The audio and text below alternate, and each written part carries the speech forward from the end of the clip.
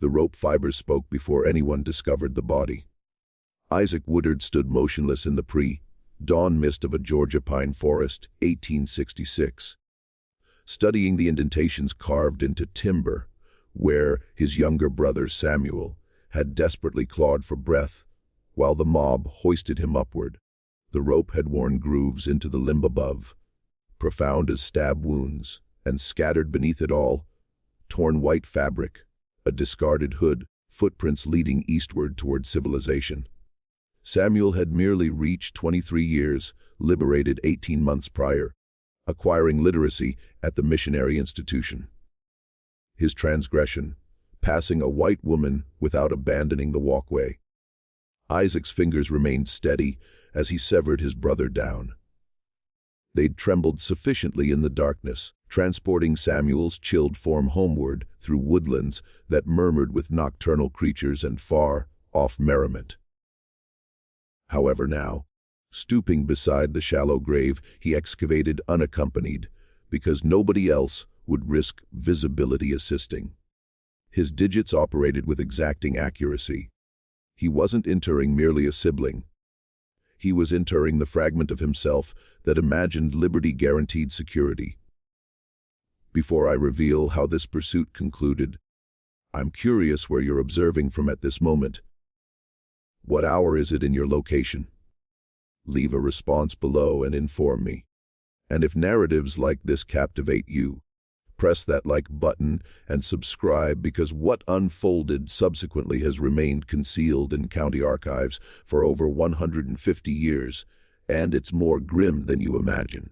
The Klan division that eliminated Samuel functioned from Miller County, Georgia, a territory of red roads and cotton plantations, where Reconstruction hadn't reconstructed much except apprehension. 27 members powerful. They assembled Tuesdays at midnight inside the burnt church on the settlement's periphery. Their steeds secured outside while they arranged which emancipated individuals required reminding of their position. The local sheriff, a gentleman named Clayton Deere, maintained thorough documentation, not of offenses, but of grievances. Every African-American household who exceeded boundaries, every educational institution that opened, every property bought, recorded in his log with the precision of an accountant monitoring debts. Isaac had functioned as a scout for the Union forces, a 54th Massachusetts Infantry, trained to traverse adversary territory without sound or evidence. He'd charted Confederate supply routes, pinpointed objectives, disappeared before daybreak. Those abilities hadn't diminished with surrender. Now he employed them for a different mission. The initial Klansman perished 3 weeks following Samuel's hanging. Thomas Pritchard, a dairy deliverer who'd bragged about the lynching at the marketplace, was discovered at the base of his personal well with a fractured neck. The community labeled it accidental, intoxicated, slipped on algae. Unfortunate. However, someone had fastened a white hood to his front entrance at midnight, and the communication didn't require interpretation. The Klan held an urgent assembly that Thursday. Voices elevated about Union troublemakers, about opportunistic Northern revenge, about anything except the likelihood that one of their sufferers could retaliate, because that was inconceivable. From Sheriff Deere's diary, October 8, 1866, Pritchard occurrence unsettles the males.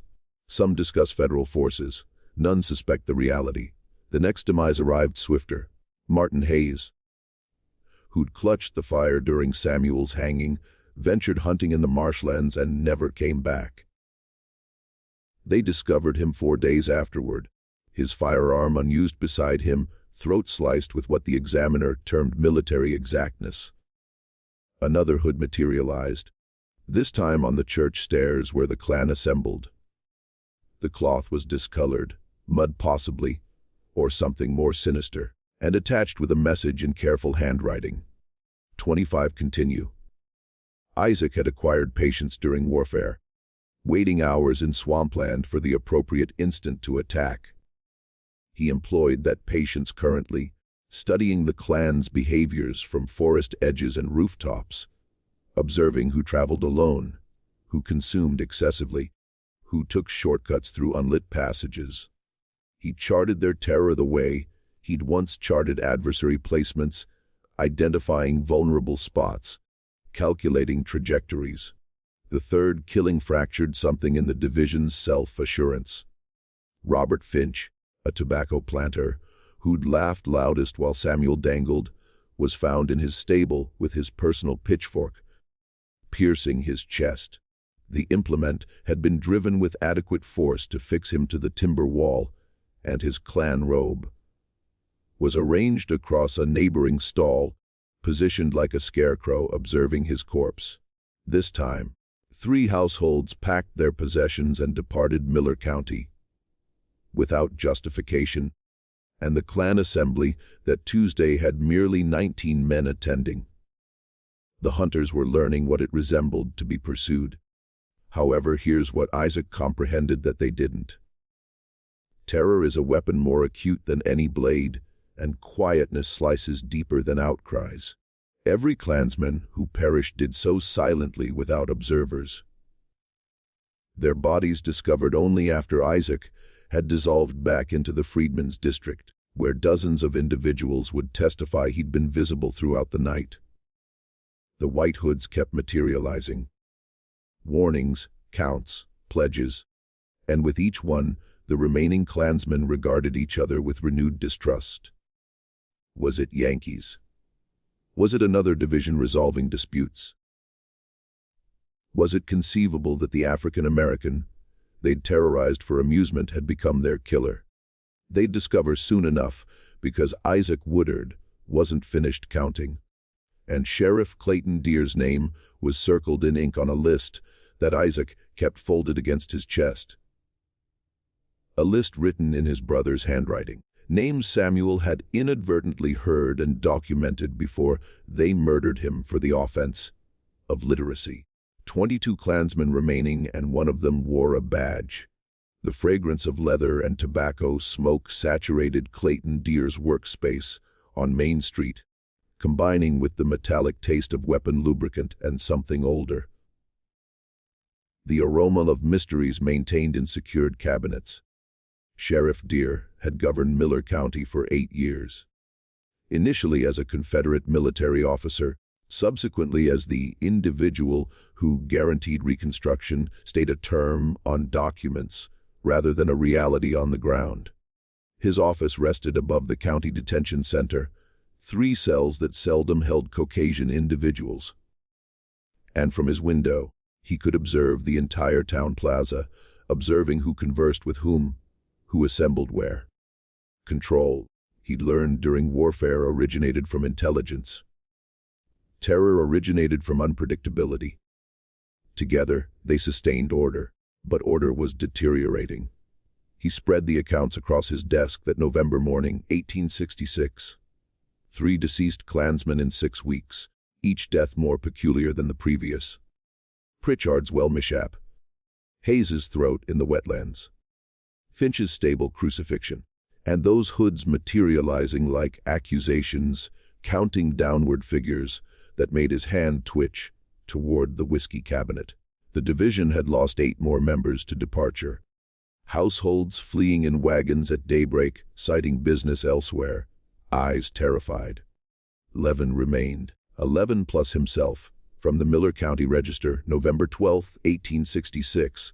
Recent tragedies attributed to lawless components.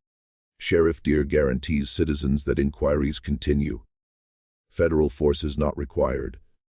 Deer had constructed his Klan division carefully, enlisting men who comprehended that authority demanded enforcement, and enforcement demanded terror.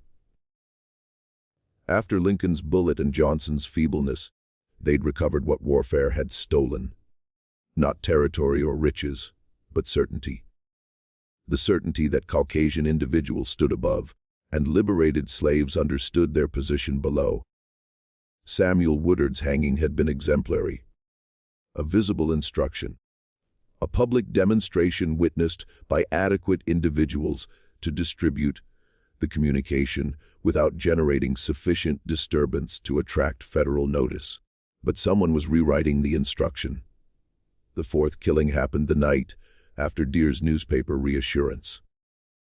James Bullock, who'd provided the cord for Samuel's hanging, was discovered in the church burial ground at daybreak, buried to his throat in recently turned soil, asphyxiated by earth.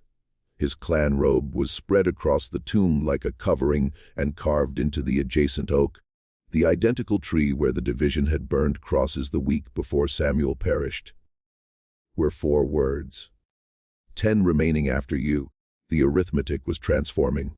10 Klansmen left, not including Deer. That morning, 3 more households departed town. 7 remained. Isaac Woodard observed Bullock's excavation from the metalworker's workshop across the cemetery barrier. His fingers steady on the hammer he was ostensibly employing to fix a wagon axle. He'd spent the previous night excavating that grave by moonlight, computing depths, accounting for soil density, timing asphyxiation to the minute. Warfare had taught him engineering, how to collapse passages on Confederate supply depots, how to undermine bridge foundations, and those concepts applied equally effectively to graves. Bullock had realized what was occurring approximately 40 seconds before the conclusion. His stifled screams absorbed by 3 feet of Georgia soil. Nobody had arrived to assist.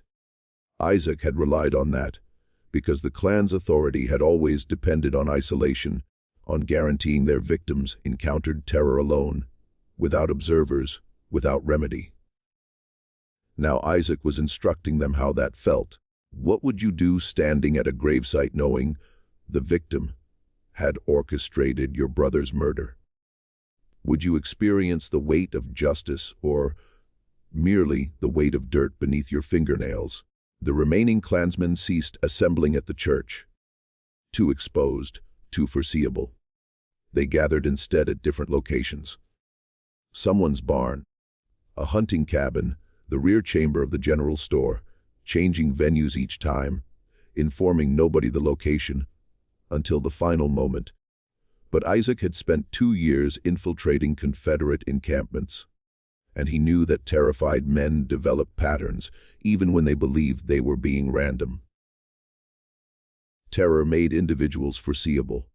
The 5th death proved it. William Cobb, the youngest Klansman, barely 21, perished in his personal home, while his parents slumbered in the adjacent room. They discovered him at breakfast, seated at the kitchen table with his throat opened, a white hood positioned over his head like a burial covering. The killer had entered and departed through a window Isaac had observed Cobb leave unlatched for 3 nights consecutively. A minor habit, a tiny vulnerability. Sufficient. 6 Klansmen remained. Sheriff Deer summoned an urgent assembly that afternoon, gathering the survivors in his secured workspace.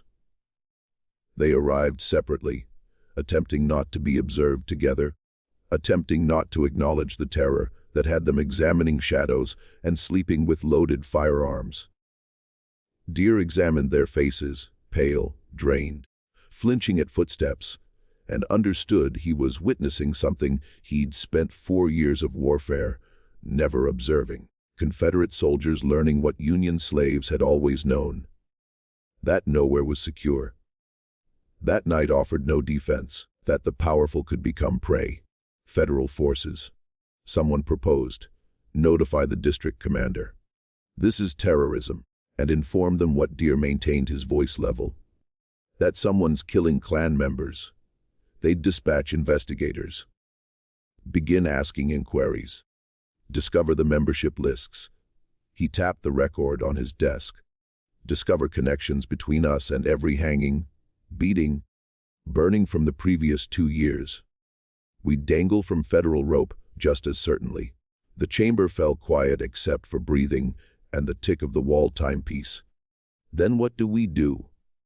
Martin Pierce inquired. He'd been the one to ignite Samuel's texts. The volumes the young man had been studying, from burned in the town plaza as caution. Now Pierce's hands trembled as he rolled a cigarette he'd never ignite. Hunt him was the apparent response. Find whoever was doing this and create an example that would reinstate the previous order. But hunting demanded knowing who, and none of them would articulate aloud what they were all considering.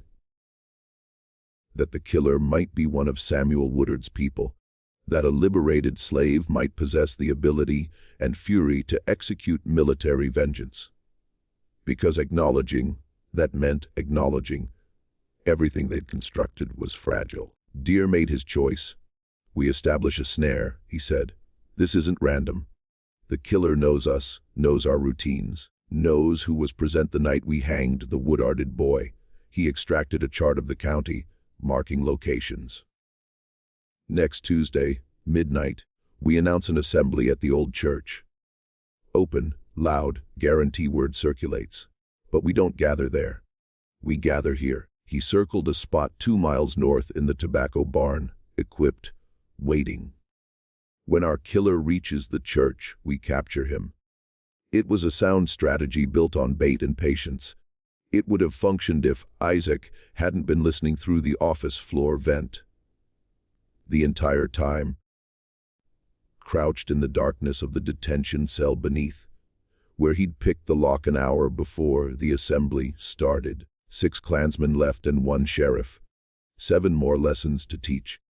The autumn breeze carried the fragrances of curing tobacco and fuel through the barn's timber walls, mixing with the nervous perspiration of 6 armed men crouched in darkness. Sheriff Deere had selected the location effectively. A weathered structure 3 miles from civilization, surrounded by exposed fields that would expose anyone approaching with sight lines that covered every approach direction. The Klansmen had positioned themselves in the loft and behind stacked containers, firearms loaded, observing the single road that led from town toward the Deception assembly site at the old church. It was 10:45 p.m. Tuesday, November 20th, 1866. In 15 minutes, whoever had been pursuing them would reach the empty church and discover nothing but shadows. Then they'd spring the snare. Deere checked his pocket watch by flame light, shielded so it wouldn't show through the fissures. Martin Pierce was positioned at the north window, fingers finally steady now that he clutched a weapon instead of terror. The others, Davis, Monroe, Tucker, and Henderson, were distributed throughout the barn, each covering an approach.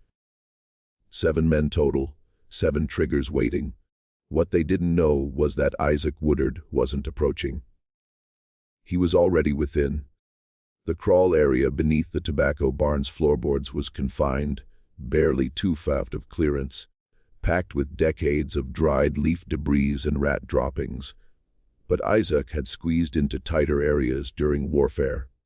He'd entered through the exterior vent 3 hours earlier, before sunset, while Deere was still gathering his men in town.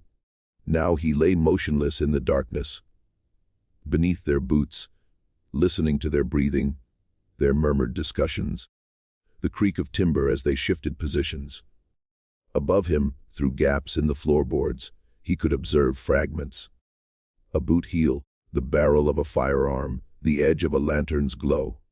He'd brought 4 items with him into that crawl area.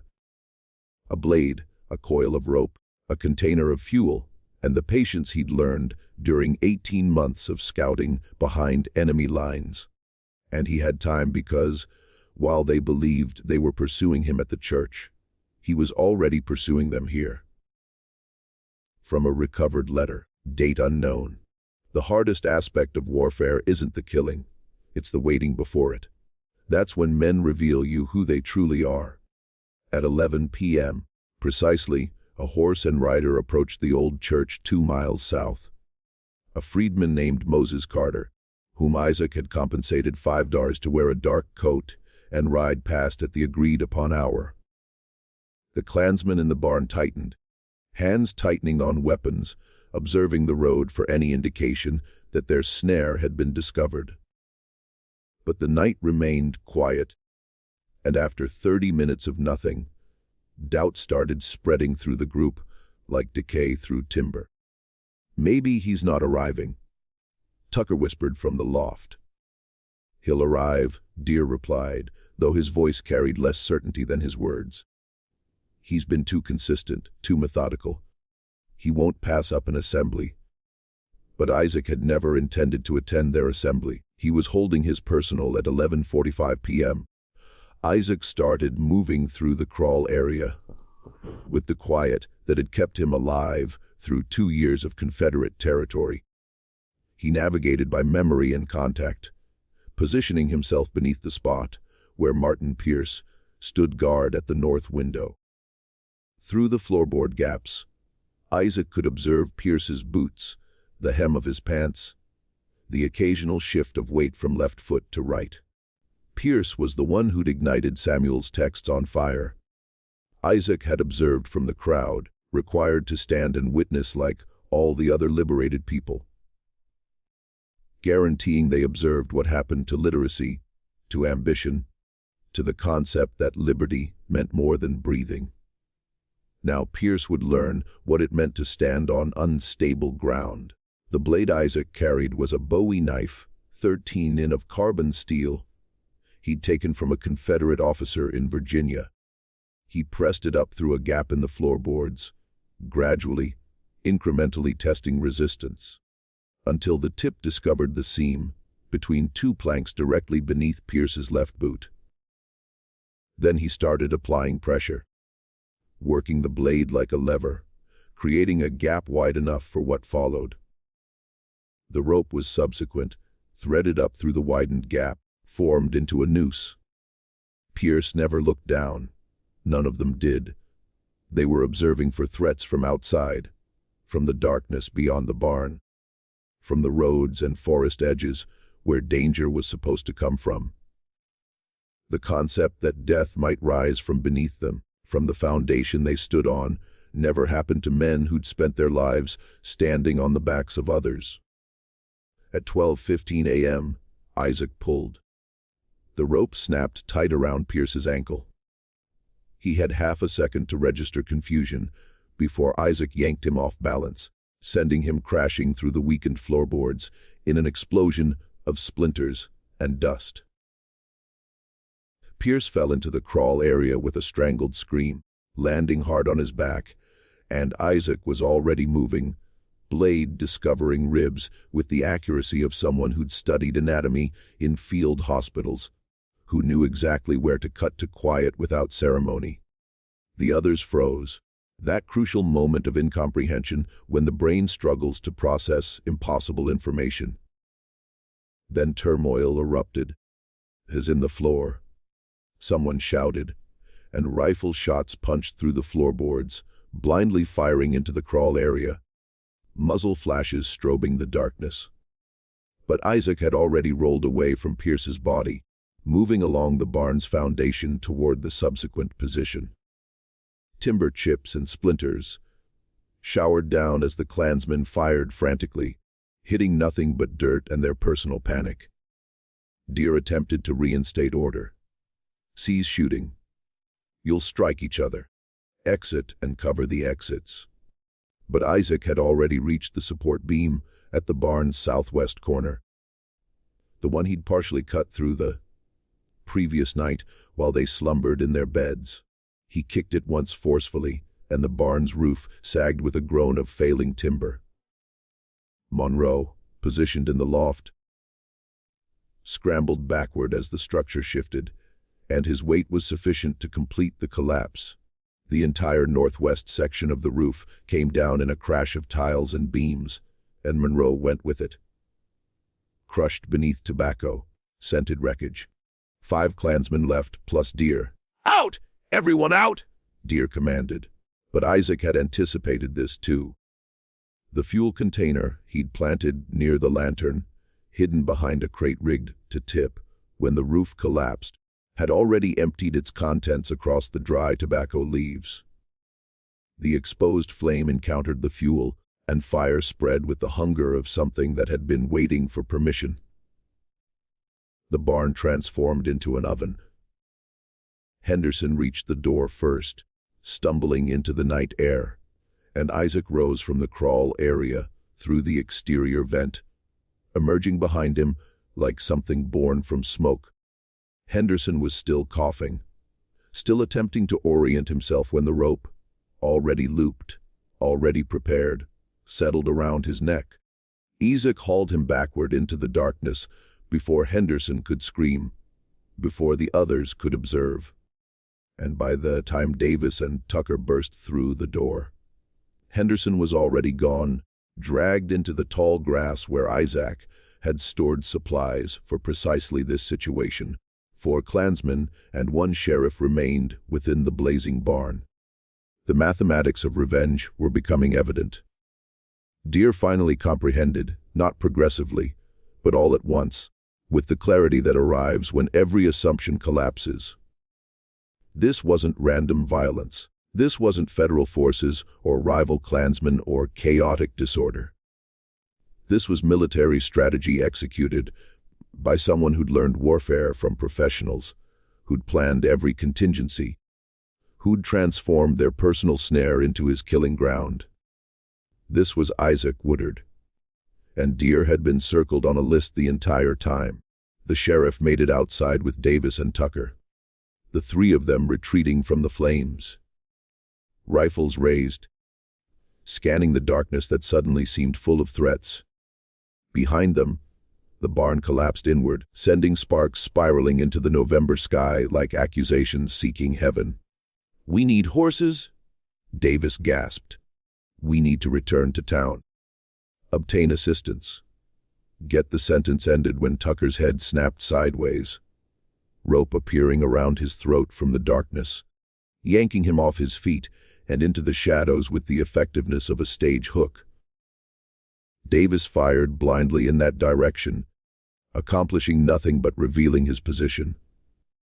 And when he turned to flee, Isaac stepped from behind a tree and drove the blade between his shoulders, dropping him without ceremony. 2 men left standing in the firelight, Sheriff Clayton Deere and Isaac Woodard. The hunter and the hunted, finally face to face. Except Deere was no longer certain which role he performed. The barn fire cast dancing shadows across Clayton Deere's face, illuminating features that had condemned men without trial and labeled it order. Isaac stepped into the light's edge 50 feet away, the Bowie knife still dark with Davis's blood. He'd removed his hat, letting Deere observe him fully, not as some phantom Union soldier or faceless avenger, but as Isaac Woodard, the man whose brother had perished for walking on a sidewalk, the man Deere had observed from his office window the day Samuel's body was dragged through town as warning. Recognition struck Deere like cold water. "You." The sheriff breathed. His rifle was raised, aimed center mass, but his hands had developed a tremor that made the barrel waver. "You're merely one man." One man with a brother." Isaac interrupted. His voice was quiet, almost conversational, the tone of someone discussing weather or crop prices.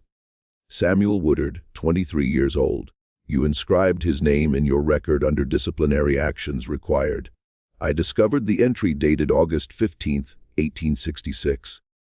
Deere's finger tightened on the trigger, but something prevented him from firing.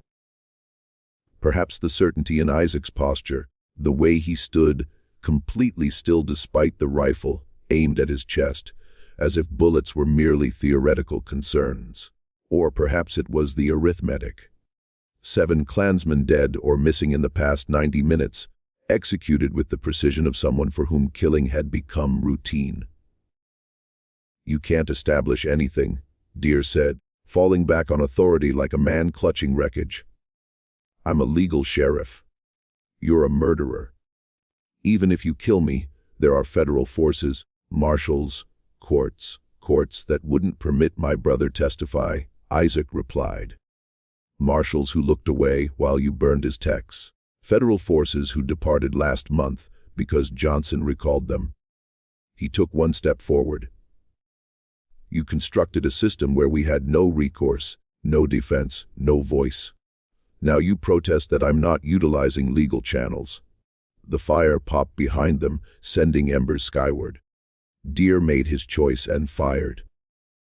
The shot went wide, not from compassion, but from hands that had forgotten steadiness under pressure. Isaac moved before the echo finished, closing the distance with the speed that had kept him alive through 18 months of Confederate territory. He struck the rifle barrel aside as Deer attempted to work the bolt, and the two men collided in a tangle of violence that had nothing to do with technique and everything to do with desperation. They went down hard, rolling through ash and grass, exchanging blows that carried the weight of competing certainties. Deer fought with the strength of someone defending a world order. Isaac with the fury of someone who'd already lost everything that world could take. The blade had fallen during the struggle, and now it became a competition. Both men scrambling toward the blade while attempting to pin the other. Deer reached it first. He drove the bowie upward toward Isaac's ribs, but Isaac caught the wrist, redirected the thrust past his side, then brought his elbow down on Deer's forearm with sufficient force to make bone creak. The blade tumbled free again, and Isaac's fist discovered Deer's jaw.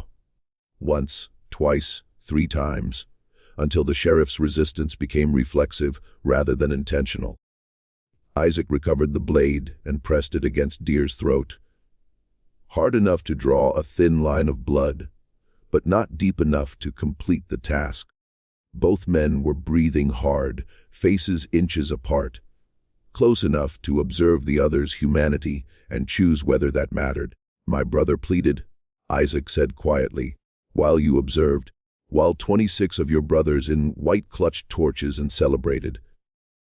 He pleaded for his existence and you laughed." Deer attempted to speak, but the blade pressed harder. "Don't," Isaac continued. "Don't inform me he should have understood his position. Don't inform me it was essential. Don't insult me with justifications." He shifted his weight, pinning Deer completely. "You're going to perish tonight. The only inquiry is how you spend your final minutes. Pleading like Samuel or accepting what's coming." The sheriff's eyes darted toward the distant road, toward town, toward rescue that wasn't arriving. Then something shifted in his expression, not acceptance precisely, but a kind of exhausted surrender. "You won't cease with me," Deer said. "There are others, other divisions, other towns. You kill me, and you become precisely what we claimed you were. Proof that liberated slaves are dangerous, that Reconstruction needs to fail." Isaac's laugh was sharp and humorless. "You believe I care what narrative you tell after you're dead. You believe I'm concerned about your propaganda." He leaned closer. "I'm not making a statement. I'm settling accounts." But here's what Isaac comprehended, that Deer didn't. Every death had been strategic, not emotional. Every killing had transmitted a communication to the living as much as it punished the dead. The hoods on doors, the public discoveries, the escalating terror. It wasn't random violence. It was psychological warfare designed to shatter the Klan's sense of invincibility. And Clayton Deer's death needed to be public. Isaac hauled the sheriff to his feet, keeping the blade at his throat. "Walk," he commanded, directing Deer toward the road that led back to town. Behind them, the tobacco barn collapsed entirely. A funeral for the men who'd constructed their authority on terror, and discovered too late that terror cuts both directions. They walked for 20 minutes in silence, except for the crunch of gravel under boots and Deer's labored breathing. The sheriff attempted talking several times, offering deals, making threats, attempting reason. But Isaac remained silent, focused on the destination he'd chosen weeks ago when planning this endgame. The old Baptist church appeared ahead, the one where the Klan had held their assemblies, where they'd gathered to celebrate Samuel's hanging. It sat dark and deserted, but Isaac had prepared it carefully. Within, he'd arranged 7 white hoods in a semicircle around the altar, each stained with tobacco barn ash. In the center, visible through the open door, a noose hung from the ceiling beam. The identical rope they'd used on Samuel, which Isaac had cut down and preserved for this precise purpose. Deer observed it and comprehended. "No," he whispered. "Please, I possess a family. Offspring." "They don't. Samuel possessed a family too," Isaac replied. "Me." He forced Deer up the church steps through the door, into the space where evil had labeled itself righteous. The hoods observed like a jury, and the noose waited like a verdict. Isaac had performed the calculations, the drop, the knot placement, the physics of a clean fracture versus slow strangulation. He'd become expert in death's mechanics, learned its grammar through repetition. But something made him pause. Not compassion exactly, not forgiveness, merely the recognition that killing Deer here now like this would make him precisely what the clan claimed he was: a monster, an animal, something less than human. And Samuel, who perished learning to read? Who'd believed education would establish their humanity to people who refused to observe it, deserved better than revenge that confirmed every falsehood they'd told about him. Isaac lowered the blade. "I should kill you," he said finally. "God knows you've earned it, but Samuel believed in something better than us, than both of us." He stepped back, releasing Deer. "So, here's what happens instead." He gestured to the hoods arranged around the altar. "You're going to gather what's left of your division, the ones who fled, the ones hiding. All of them, and you're going to inform them the clan is finished in Miller County. No more assemblies, no more hangings, no more terror." Isaac's voice hardened. "Because if I hear different, if I hear about one burned school, one beaten freedman, one cross burned, I'll come back, and next time I won't stop at 7. Deer stared at him, attempting to process this unexpected shift. "You're permitting me to go. I'm providing you a choice," Isaac corrected. "Live with the knowledge that a liberated slave spared your existence after you took my brothers. Inform your offspring that narrative. Observe if they believe you were correct." The weight of it living as a walking reminder of powerlessness, of compassion he hadn't shown, of a moral debt he could never repay, settled across Deer's shoulders like stone. Sometimes survival is the heavier sentence, but Isaac had made one critical miscalculation, and Clayton Deer observed it immediately. The sheriff was a man who'd constructed his entire identity on never appearing weak, never backing down, never letting the people he'd oppressed observe him humbled. And humiliation for men, like Deer, was a wound that demanded reopening. The moment Isaac turned to depart, Deer grabbed the fallen rifle from the church corner, where it had been leaning, and fired. The gunshot echoed through the church like a congregation's final amen, and Isaac Woodard dropped. He struck the floorboards hard, blood spreading from his left shoulder, where the bullet had caught him mid-turn. The Bowie knife skittered across the timber, spinning to rest against the altar steps. For 3 seconds, neither man moved. Deer still clutching the smoking rifle, Isaac sprawled and bleeding, both processing the sudden reversal that had transformed compassion into error. Then Isaac's right hand moved toward his belt, toward the revolver he'd taken from Henderson hours earlier, and Deer fired again. The second shot missed, punching through the church wall behind Isaac's head. And, by the time Deer worked the bolt for a third round, Isaac had rolled behind the front pew, utilizing the heavy oak for cover. Blood left a trail across the floor like accusation, and Isaac's left arm hung useless, the shoulder wound deep enough to steal strength and coordination. He pressed against the timber, breathing through gritted teeth, recalculating odds that had shifted dramatically in the past 10 seconds. "You should have killed me," Deer called out, his voice steadier now that he clutched the advantage. "That was your error, thinking compassion meant anything to men like me. Isaac said nothing, conserving energy, assessing options. The revolver was in his right hand, loaded with 4 rounds. Deer possessed a rifle with superior range and at least 3 more cartridges. The church offered limited cover, pews, the altar, perhaps the door if he could reach it. But movement would expose him, and his left side was compromised. Blood loss would weaken him within minutes. The arithmetic had turned hostile. Here's what happens now. Deer continued, moving laterally to obtain a better angle on Isaac's position. I finish what should have been performed properly.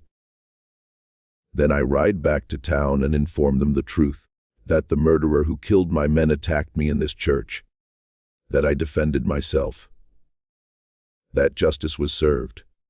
His boots creaked on the floorboards. Your body informs the narrative I need it to inform. Isaac's vision blurred briefly, then sharpened.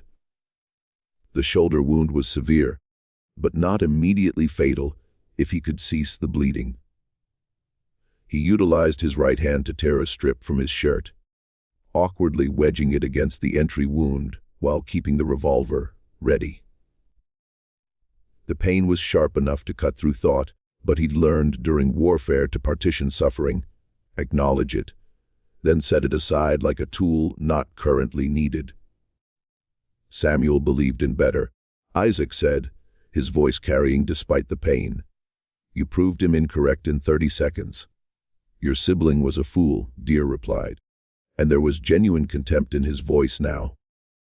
No longer disguised by terror or strategy. Believing that reading would make him equal.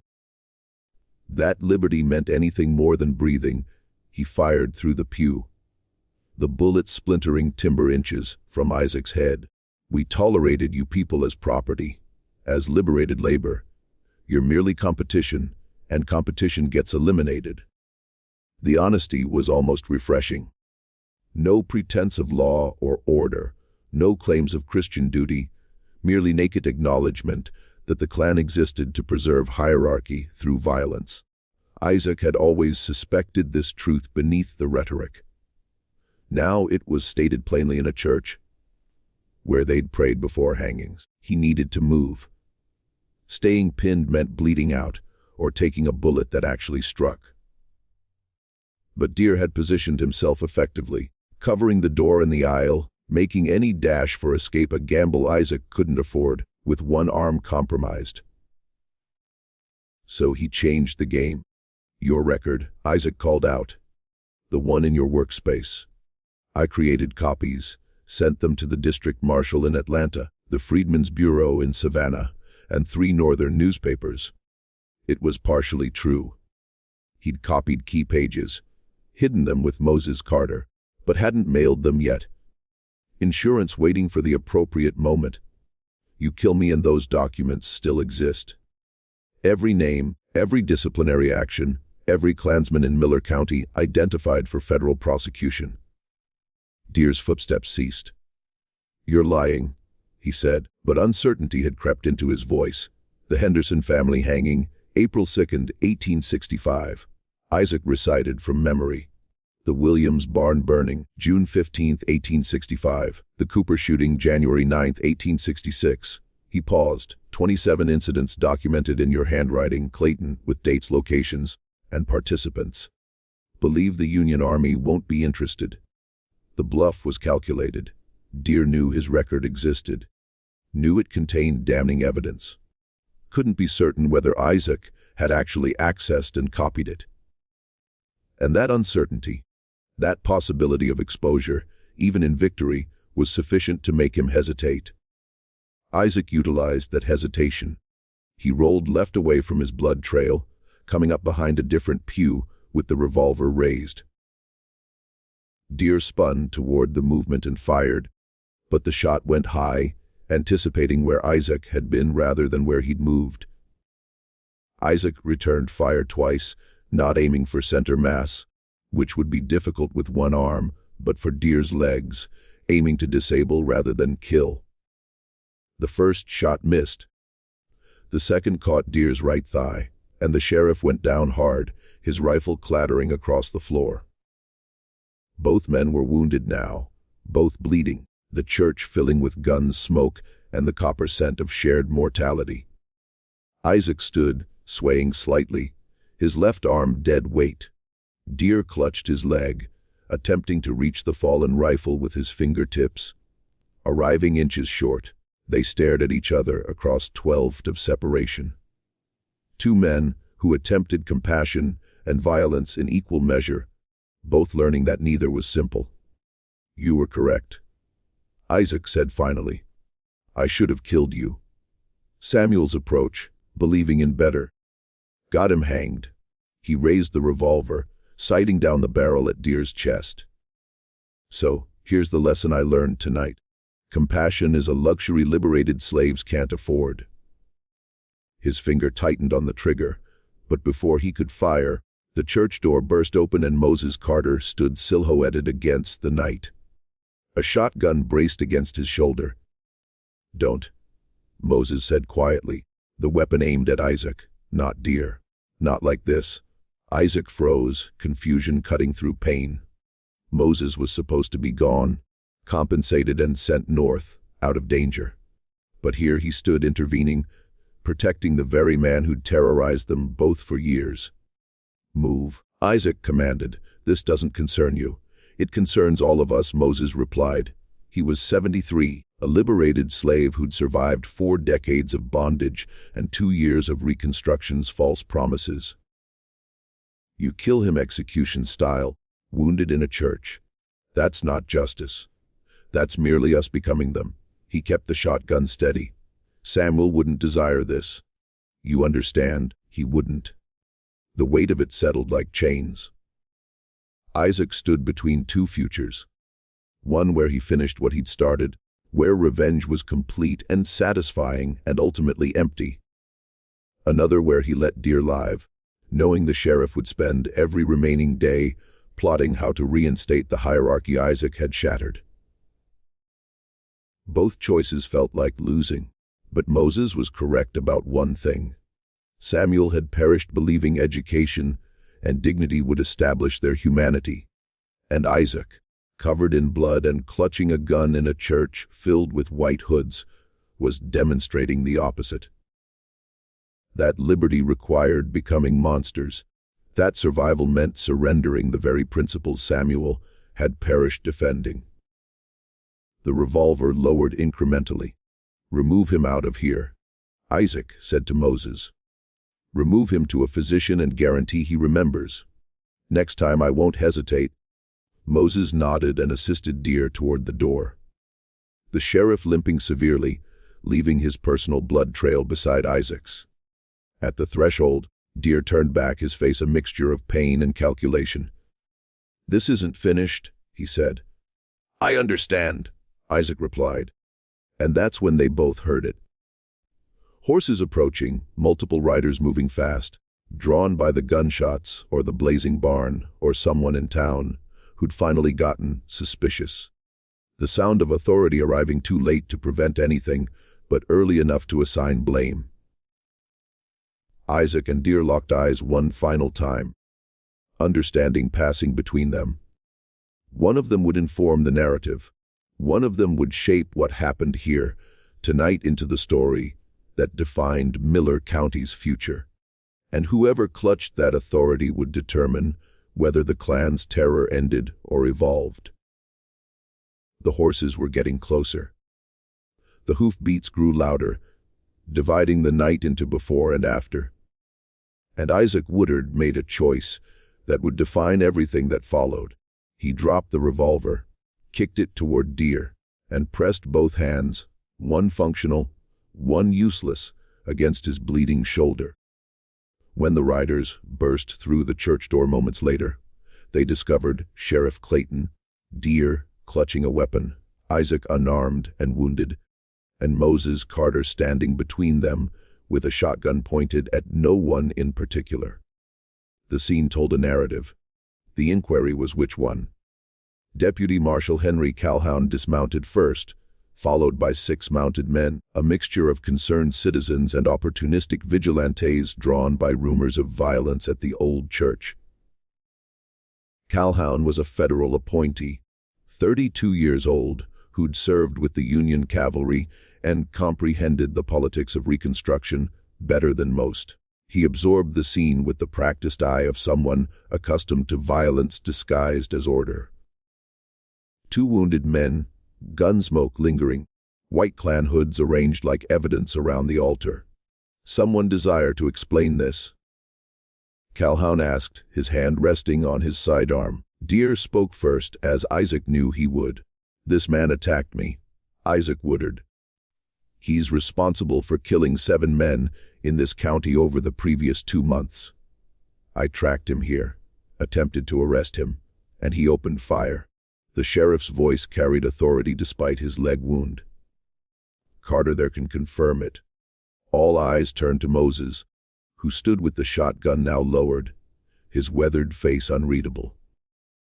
Here was the pivot, the moment where truth and survival intersected, where one old man's words would determine whether Isaac lived to observe morning or perished at the end of a rope that had nothing to do with justice. Moses met Isaac's gaze briefly, then examined Calhoun. That's not how it happened, he said quietly. The church seemed to hold its breath. I was passing by when I heard shots. Arrived inside and discovered Sheriff Deere standing over Isaac, who was already wounded and unarmed. Deere was about to execute him. Moses gestured toward the hoods. This church is where the Klan meets. Those are their robes. Isaac arrived here searching for evidence about who hanged his brother back in August. Deere attempted to silence him. It was a gamble, contradicting a white sheriff in front of white witnesses, risking everything on the possibility that a federal marshal might actually enforce law equally. But Moses had lived 73 years observing careful men perish just as certainly as bold ones. And sometimes survival meant selecting which risk to take. Deere's face flushed. That's a falsehood. This Negro is covering for a murderer. Then explain the hoods, Calhoun said, walking toward the altar. He picked one up, examining the ash stains, the careful arrangement. Explain why we've had 7 suspicious deaths in this county. All of the men who've been reported attending Klan assemblies. He turned to Deere. Explain your record. The silence that followed was profound. Isaac had been bluffing earlier about sending copies north, but he'd underestimated Moses. The old man had taken the record pages Isaac had shown him weeks ago, insurance that was supposed to stay hidden, and delivered them to Marshal Calhoun's office in Atlanta. Not because he believed in federal justice, but because he comprehended that authority required documentation, that accusations needed evidence, that liberated slaves couldn't afford to fight with honor alone. I don't understand what you're discussing, Deere said, but his voice had lost its certainty. Calhoun pulled a folded document from his coat. 27 documented incidents of racial violence, participants listed by name, dates, locations, methods. He read from the page. August 15, 1866. Disciplinary action required for Samuel Woodard. Uppity behavior learning to read. Chapter voted unanimously for public correction. The marshal's voice was flat, prosecutorial. That's your handwriting, Sheriff. We had it verified. The other writers shifted uncomfortably, some because they supported the Klan and disliked this federal interference, others because they'd suspected but never confirmed what happened in the shadows of Miller County's so-called law enforcement. Those men attacked first, Deere attempted. Everything documented was self-defense maintaining order. Self-defense against a man learning to read. Calhoun interrupted. Order maintained by burning schools and hanging freedmen.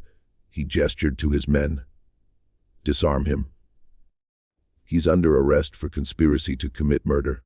But this was Georgia in 1866, where federal authority existed on documents more than practice, where 6 armed locals who'd ridden with deer suddenly had to select between obeying a northern marshal or protecting their sheriff.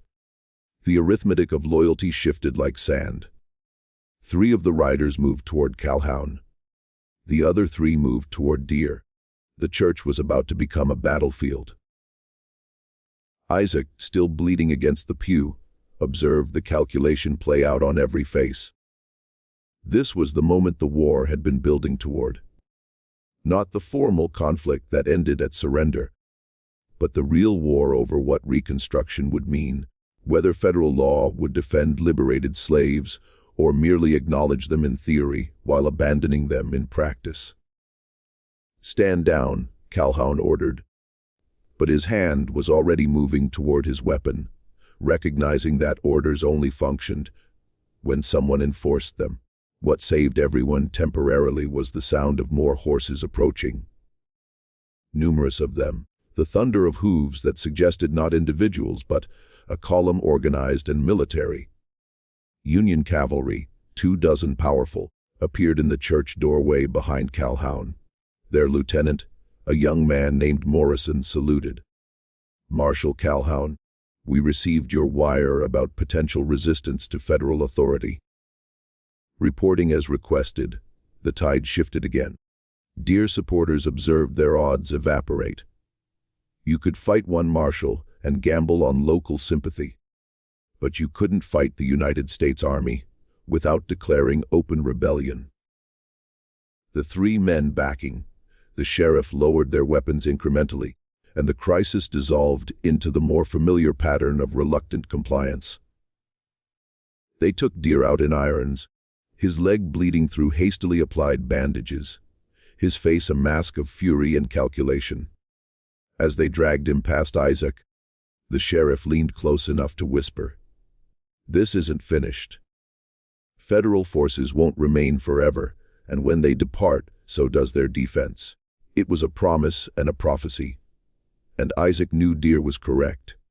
The Union cavalry would withdraw eventually, had to withdraw, couldn't occupy the South indefinitely, and, when they did, whatever defense Isaac had gained tonight would evaporate like morning mist. But Moses had purchased him time, and time, Isaac had learned, was the most valuable weapon in any war. Calhoun approached Isaac, signaling for a medic. "You'll need testimony about your brother, about the Klan's operations, about everything you've witnessed." He kept his voice low. "I can't guarantee you'll be secure, even with Deer in custody. His supporters will retaliate. You should contemplate relocating north while we prosecute." "Flee," Isaac said, not quite an inquiry. "Survive," Calhoun corrected. "There's a distinction." Was there? Isaac had spent 8 weeks hunting the men who killed Samuel, executing them with precision that would have impressed his Union commanders.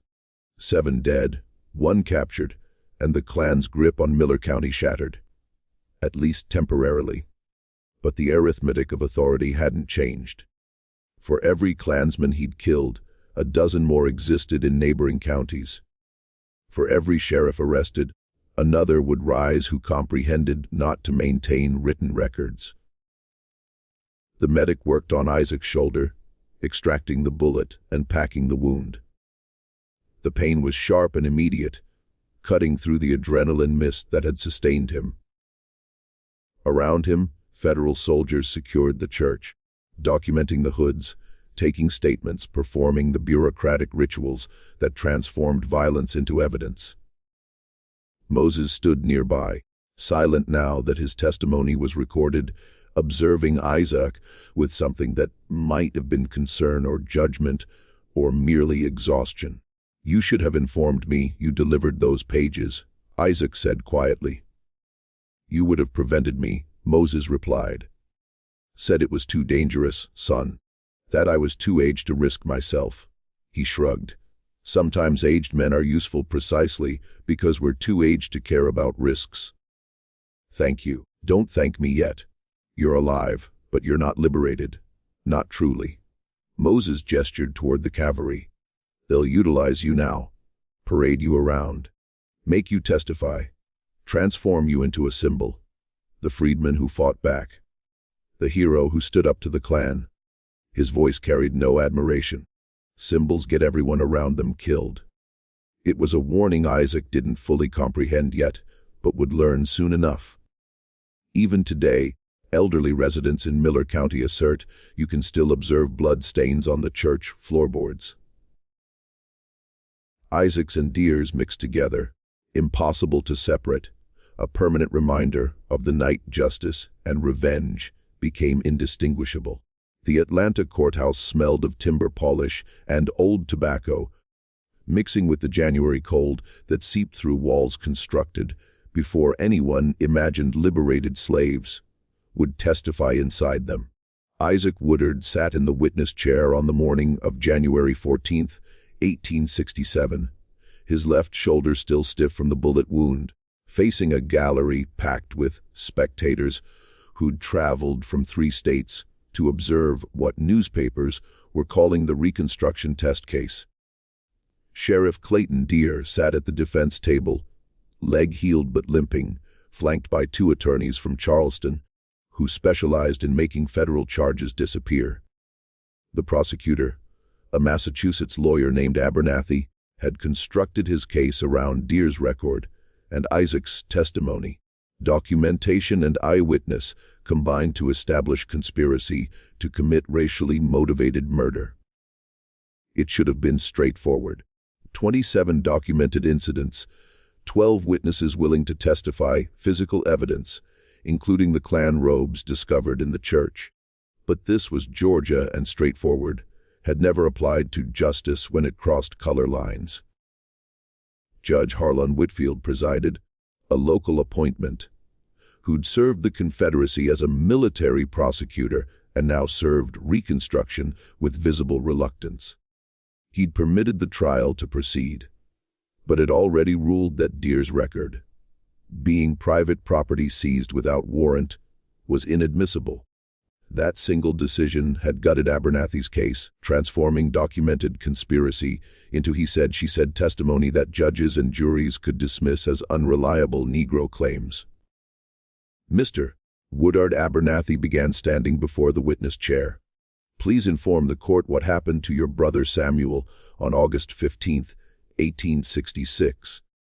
Isaac had rehearsed this moment for weeks, practicing the narrative, until it became smooth enough to survive interruption. Samuel was walking home from the missionary school, where he'd been learning to read. He passed Margaret Finch on the boardwalk outside the general store. Didn't touch her, didn't speak to her, merely walked past. That evening, men in white robes came to our cabin, dragged him out, and hanged him from a pine tree north of town. Did you identify any of these men? Yes. Sheriff Deer was among them. I recognized his voice when he gave orders, and later I observed his horse. Distinctive white blaze on the forehead, tied outside the church where the Klan met. Deer's lead attorney, a man named Crenshaw, stood immediately. Objection. The witness is speculating about my client's involvement based on a horse that could belong to anyone. Sustained. Whitfield ruled without hesitation, and so it went for 3 hours. Isaac providing testimony, Crenshaw objecting, Whitfield sustaining. Every piece of evidence that connected Deer to the Klan was ruled circumstantial, speculative, or inadmissible. The gallery observed this judicial dismantling with expressions that ranged from satisfaction to despair, depending on which side of Reconstruction they occupied. During cross-examination, Crenshaw went for the throat. Mr. Woodard, isn't it true that you served as a Union scout during the war? Yes, and that you were trained in infiltration, reconnaissance, and Crenshaw paused meaningfully. Assassination of Confederate targets. Isaac observed the trap, but had no method to avoid it. I was trained to gather intelligence and, when necessary, eliminate threats. Eliminate threats, Crenshaw repeated, turning to the jury.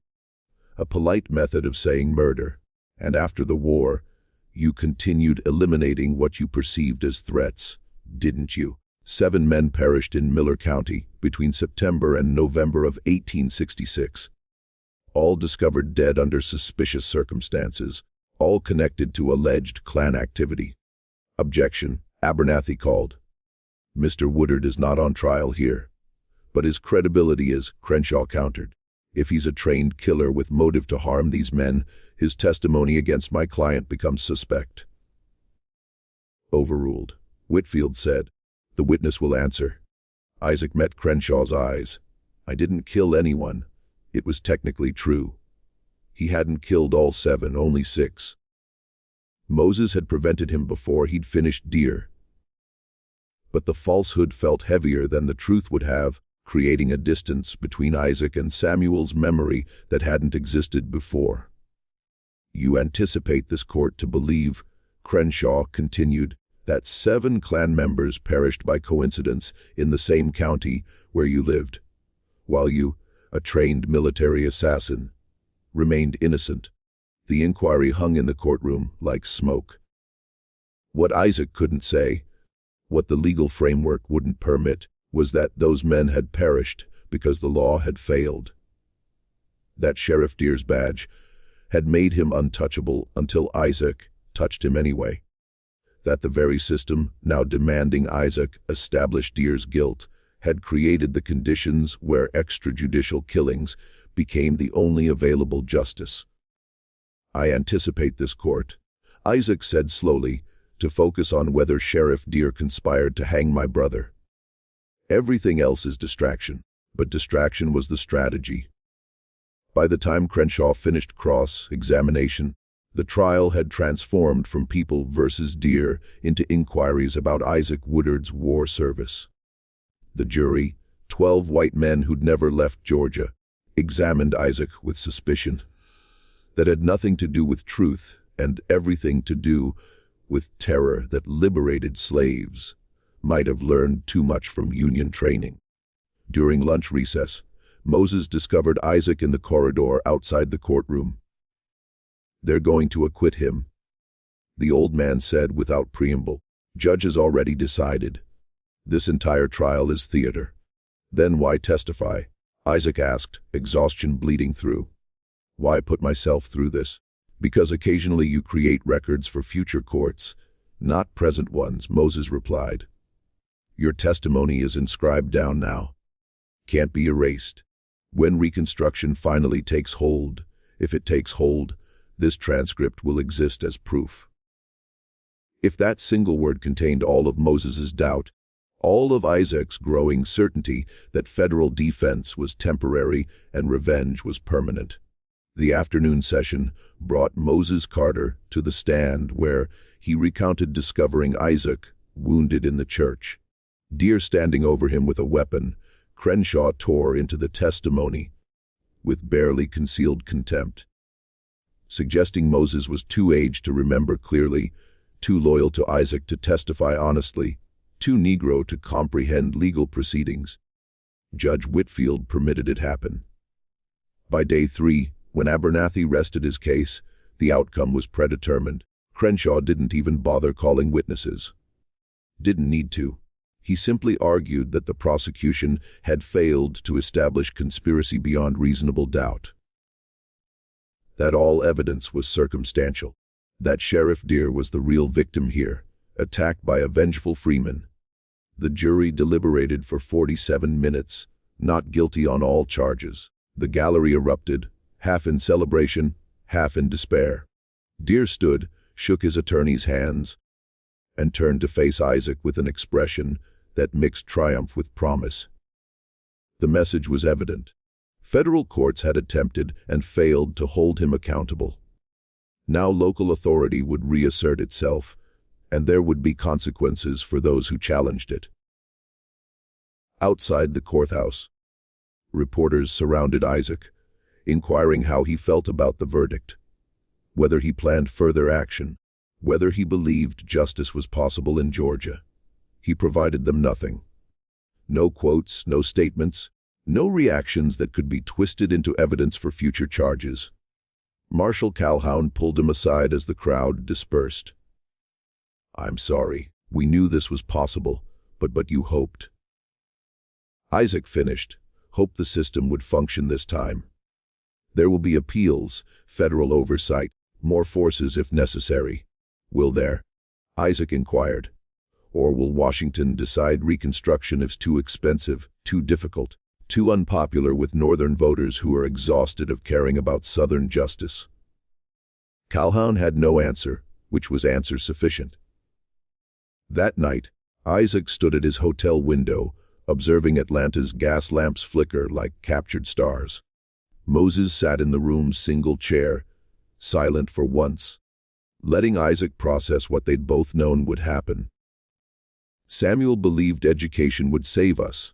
Isaac said finally that if we established ourselves intelligent, hardworking, worthy, they'd accept us as equals. He touched his shoulder where the bullet scar remained. I established I could kill them, as effectively as any white soldier, and they're still not terrified enough to treat us fairly. Terror isn't the same as respect, Moses replied. No, but it's more dependable. The inquiry neither man asked. What followed next? Isaac had exposed the Klan, gotten Deer arrested, testified in federal court, done everything the system claimed was proper, and accomplished nothing except making himself a target. Deer was liberated. The Klan was temporarily disrupted, but already reforming, and Isaac was alive only because federal forces remained stationed nearby. When those forces departed, the arithmetic would shift again. Some say Isaac Woodard stayed in Atlanta for 3 more weeks, waiting to observe if appeals would materialize before finally accepting that justice had been performed without being delivered. The appearance of law without its substance. A trial that changed nothing except who could claim moral authority. The train south rattled through February cold, carrying Isaac Woodard back toward the place where everything had started and nothing had changed. He'd left Atlanta on February 9, 1867, after receiving word that Moses Carter was dying, not from violence, but from the ordinary cruelty of a body that had survived 73 years of bondage and exhaustion and was finally surrendering. The telegram had been brief. Arrive soon. He asks for you. No signature, but Isaac recognized the handwriting. Ruth, Moses's daughter, who'd learned her letters in the secret school Samuel, had attended before the Klan decided literacy was a threat. Miller County looked different in winter light. The cotton fields dormant, the pine trees stark against gray sky. The town square quieter than Isaac remembered. But the quiet felt tactical rather than peaceful, like breath held before violence. The federal cavalry that had occupied the county after Deer's arrest had withdrawn 3 weeks earlier, recalled north as Washington decided Reconstruction required fewer soldiers and more negotiation. Their departure had created a vacuum that men like Clayton Deer comprehended how to fill. The sheriff was back in office. Not officially, federal authorities still contested his reinstatement, but functionally. He wore the badge, occupied the workspace, enforced the kind of order that defended some people by terrorizing others. The acquittal had made him untouchable, and everyone knew it. The Klan had resumed assemblies, though now they were labeled civic organizations, and their violence was labeled community defense. Isaac walked through town toward Moses's cabin, aware of eyes tracking him from storefronts and porches. Some looks carried recognition, others curiosity, a few outright hostility. He was famous now. The freedman who'd hunted Klansmen, who testified in federal court, who'd forced powerful men to acknowledge that black lives might matter enough to investigate their deaths. That fame made him either a hero or a target, depending on perspective. Moses's cabin sat at the edge of the freedman's quarter, a structure that leaned slightly east, as if even the building was exhausted. Ruth met Isaac at the door, her face carrying the exhausted peace of someone who'd already said their goodbyes and was simply waiting for biology to finish. He's awake, she said quietly. Been asking for you since yesterday. Inside, the cabin smelled of timber smoke and the particular staleness that accompanies dying. Not unpleasant precisely, just conclusive. Moses lay on a cot near the fireplace.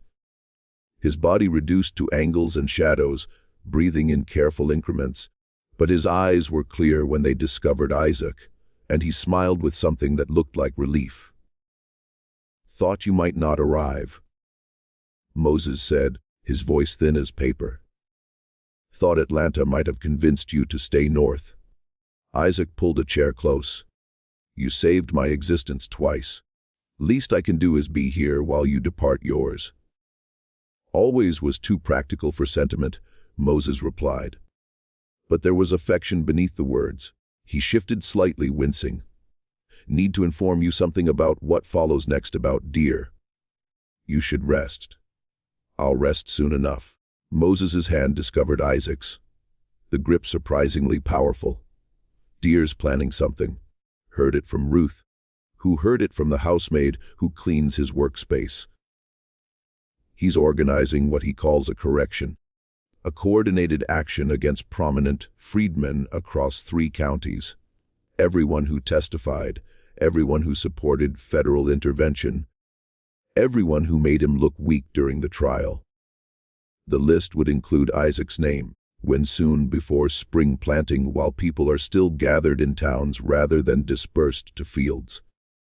Moses coughed, the sound wet and rattling. "He's learned from what you did. Won't make himself vulnerable by acting alone.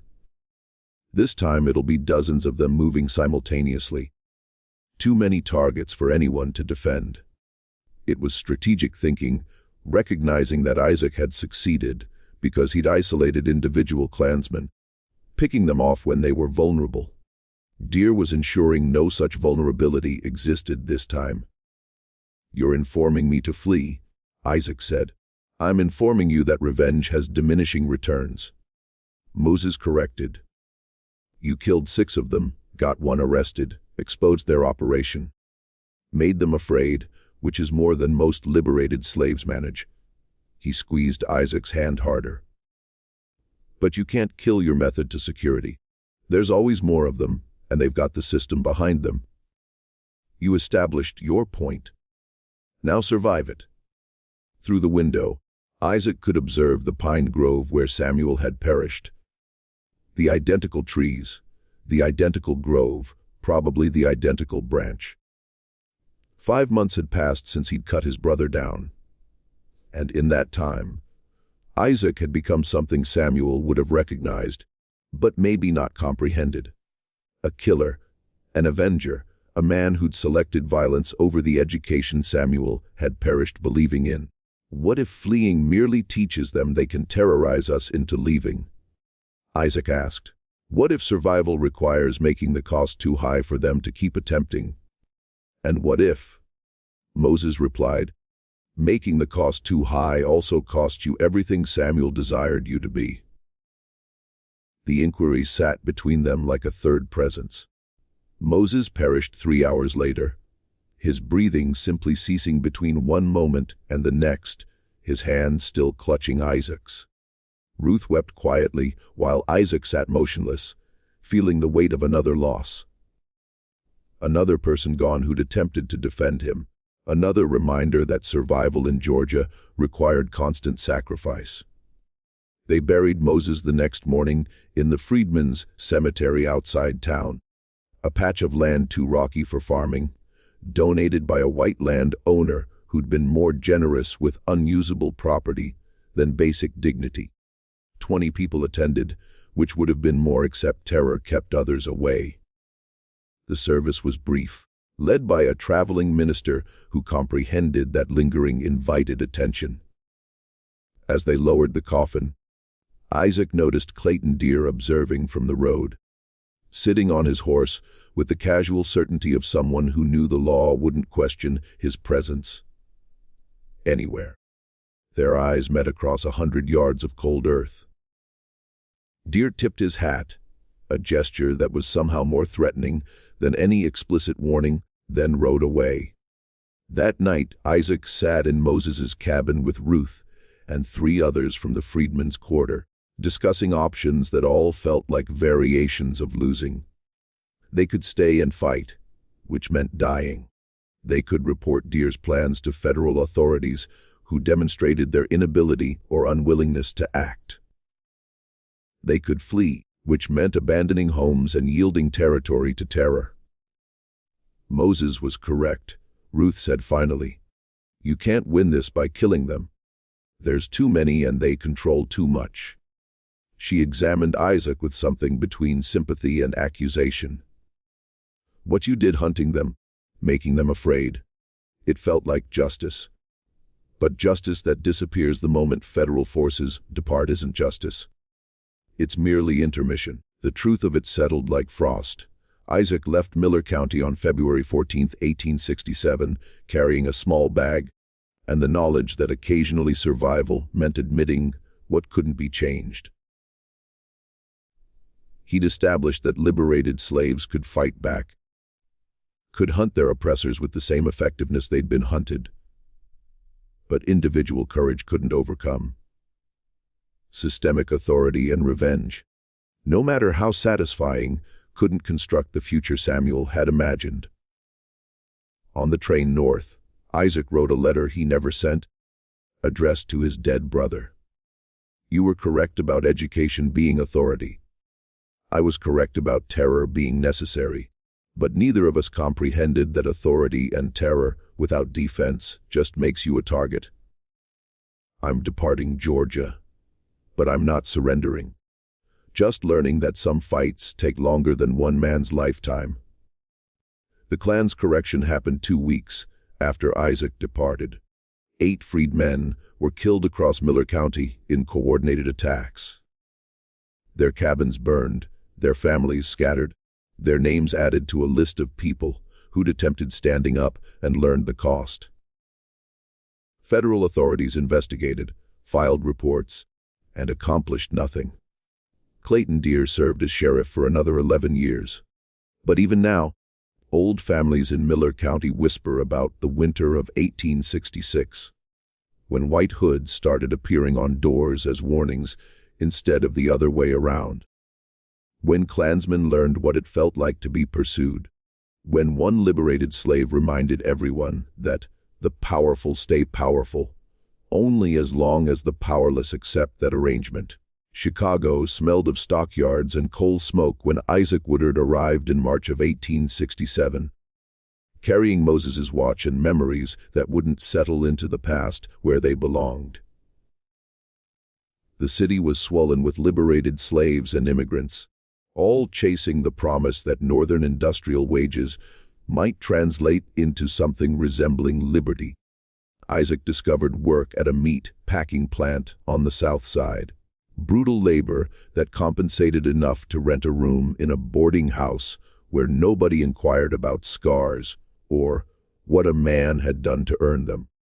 He utilized a different name now, Samuel Carter, combining his brother's first name with Moses's last, and attempted to construct the kind of ordinary life that men like Clayton Deer had made impossible in Georgia. But ordinary required forgetting, and Isaac couldn't manage it. At night, he dreamed of pine groves and white hoods, of Deer's face in firelight, of the moment he'd lowered the gun instead of firing. That choice haunted him more than the 6 men he'd killed. Not because he regretted compassion exactly, but because compassion had accomplished nothing except keeping him alive to observe how little one man's courage mattered against institutionalized terror. From the Chicago Defender, March 19, 1913, Isaac Woodard, age 76, perished peacefully in his South Side home. A veteran of the Civil War and early Reconstruction, Mr. Woodard spent 46 years working in Chicago's industrial sector. He is survived by no immediate family, but will be remembered by the community he quietly served. The obituary didn't mention Miller County, didn't mention Samuel or Moses or the winter when Isaac had hunted the Klan with military precision, didn't mention that he'd spent 46 years living under an assumed name.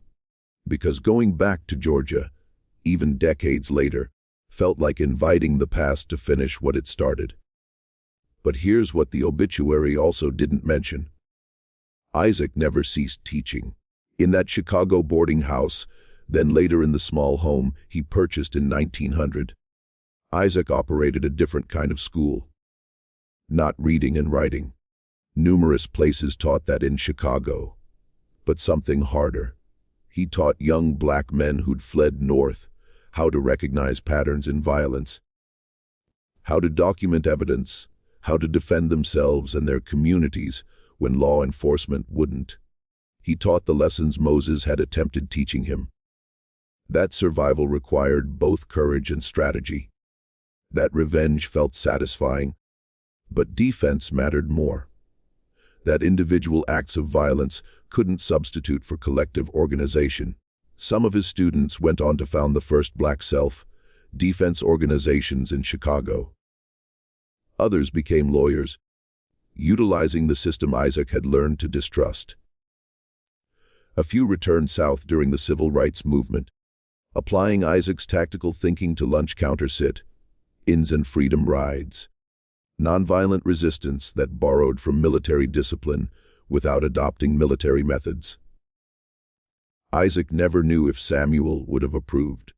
The brother he buried believed education alone could save them, that establishing their humanity through literacy and hard work would eventually convince white America to extend full citizenship. Isaac had learned that wasn't sufficient. That authority respected force more than virtue. That people only granted rights when granting them became less costly than refusing. But he'd also learned that Moses was correct. You couldn't kill your method to justice, couldn't terrorize your method to equality. The Klan had attempted that for decades, and all they'd constructed was a system that required constant violence to maintain. Isaac had shown that liberated slaves could match that violence, could hunt their hunters, could make oppressors afraid. But matching violence merely created cycles that ground everyone down until nobody remembered why they were fighting, only that they had to keep doing it. The real victory, small and incomplete as it was, came from the students Isaac taught, who learned both lessons. That authority had to be confronted, but that confrontation required strategy beyond revenge. That standing up to terror was necessary, but that standing up had to construct towards something more than just getting even. In 1893, a young lawyer came to Isaac's home in Chicago carrying documents from Georgia. Clayton Deer had perished 2 months earlier, the lawyer explained, and in his estate papers they'd discovered Isaac's real name listed as outstanding debtor. Some fabricated claim meant to harass Isaac even in death. The lawyer desired to fight it, thought it could be challenged in court. Isaac declined. Let him have his final word, Isaac said. I'm not interested in fighting ghosts. But that night, alone in his home, Isaac permitted himself one moment of satisfaction. He'd outlived Deer by 26 years and counting, had constructed a life, modest but real, that the sheriff's terror couldn't erase. Had taught dozens of young people that survival didn't require selecting between dignity and safety, that occasionally the strongest resistance was simply refusing to disappear. Samuel had been correct that education was authority. Isaac had been correct that terror was necessary. And Moses had been correct that neither functioned alone. That real change required generation after generation, learning from each other's errors, building on each other's courage, refusing to let individual defeats become permanent conditions. The work continued long after Isaac perished. Some of his students marched with Martin Luther King Jr. Others defended black neighborhoods during the Chicago riots of 1968. A few became the lawyers and activists who finally dismantled legally, systematically the structures that men like Deer had constructed to maintain white supremacy through terror. It took 100 years. It's still not finished. But on February nights in Chicago, when wind carries cold south from the lake, elderly folks in the neighborhood Isaac lived in still tell stories about the man who'd hunted the Klan in Georgia, who'd learned that revenge was necessary but insufficient, who'd taught that occasionally the bravest thing a person could do was survive long enough to teach the subsequent generation how to fight smarter than he had. They say Isaac kept a white hood in his closet until the day he perished. Not as trophy, but as reminder that authority constructed on fear was fragile, that the oppressed could become oppressors if they weren't careful, that the point wasn't to reverse hierarchies, but to dismantle them entirely, which required patience that felt like cowardice and strategy that felt like surrender, but was actually the hardest kind of courage. And late at night, they say, if you stand in the Freedmen's Cemetery outside Miller County, where Samuel and Moses are buried, you can still hear wind through the pines that sounds almost like singing. Old hymns about liberty that meant different things to different generations. All of them true, none of them complete. The Klan eventually faded in Miller County, not because Isaac killed 6 of them, or because Deere was arrested, but because federal law finally caught up to what Isaac had demonstrated. That terror only functions when its targets accept it as inevitable. The moment someone fights back, even if they lose, even if they have to flee, even if the victory is merely surviving, the math changes. Fear flows both directions. An authority constructed on fear alone eventually collapses under its own weight. Isaac Woodard's real legacy wasn't the men he killed. It was the students he taught who learned to fight without becoming the thing they were fighting against, who comprehended that justice required more than revenge, that liberty required more than terror, that change required more than one man's courage. It required all of them, and it still does. We're merely scratching the surface. The next case is even darker. Subscribe before it drops.